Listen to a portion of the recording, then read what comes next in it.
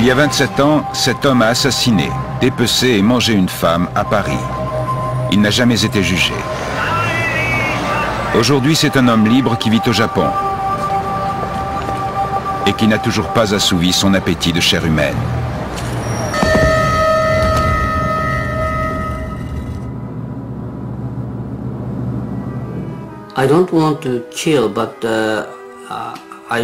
Je ne voulais pas commettre un meurtre, mais je ne voyais pas d'autre solution pour manger la chair de cette fille que de la tuer.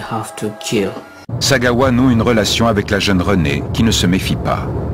Profitant de sa connaissance de l'allemand, il lui envoie une lettre d'invitation où il lui propose de passer chez lui lire un poème allemand qu'il doit, prétend-il, enregistrer pour un cours à l'université. J'avais décidé à l'avance que je goûterais un morceau de ses fesses en premier. J'ai entaillé sa peau, mais j'étais très bête et je ne connaissais pas l'anatomie. Je pensais voir apparaître tout de suite la chair rouge, mais pas du tout. Il y avait une couche de graisse jaune comme du maïs qui n'en finissait pas.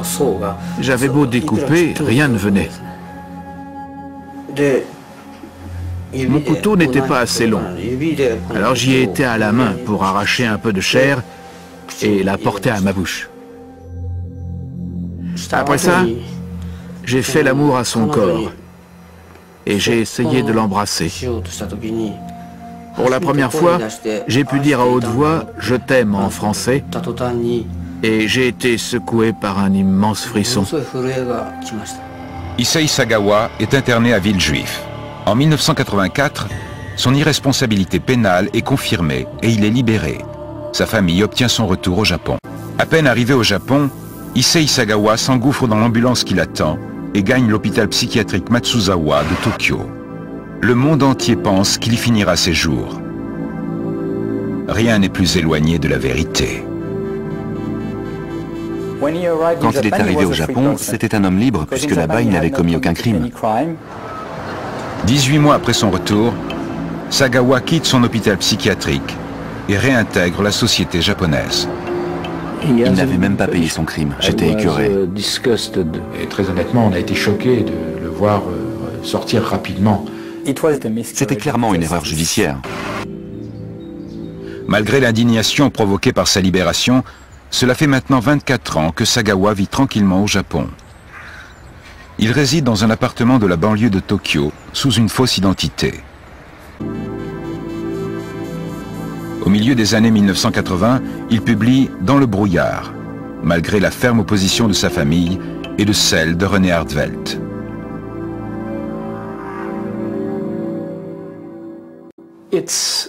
C'est un récit autobiographique, écrit à la première personne. Pour moi, ce n'est pas de la littérature. C'est une infamie. Malgré ou peut-être à cause de son contenu choquant, le livre est un succès au Japon.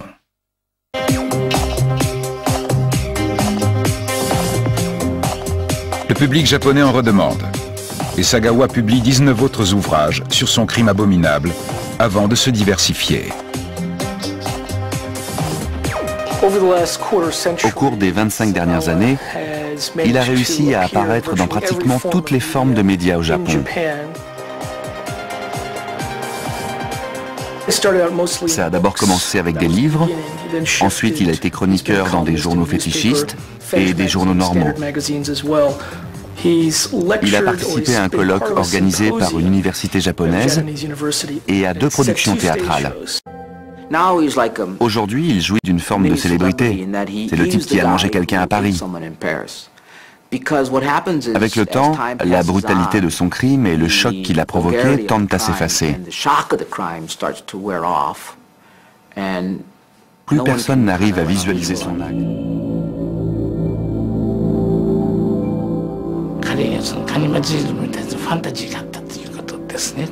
Son cannibalisme remonte au fantasme anthropophage qu'il avait quand il était petit. Un enfant tète le sein de sa mère. Il survit en mangeant son sein, et il n'y a rien d'étrange à voir un enfant vouloir manger une chose qu'il aime.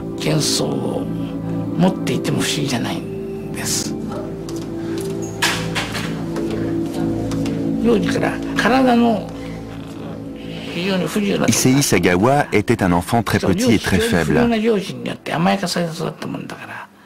Il a été trop gâté par ses parents, qui l'ont surprotégé, et c'est peut-être pour ça qu'il n'a pas appris à faire taire ce type de pulsion.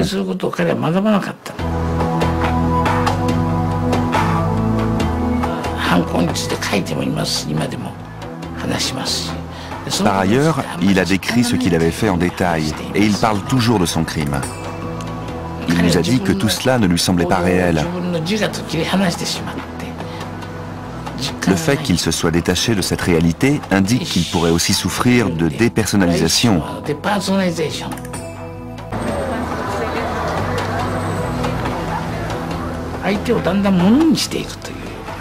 J'ai aussi remarqué une tendance à prendre peu à peu l'autre pour un objet. C'est très dangereux. Il aurait dû être envoyé en hôpital psychiatrique pour un long moment. Il aurait dû être soigné, mais il ne l'a pas été.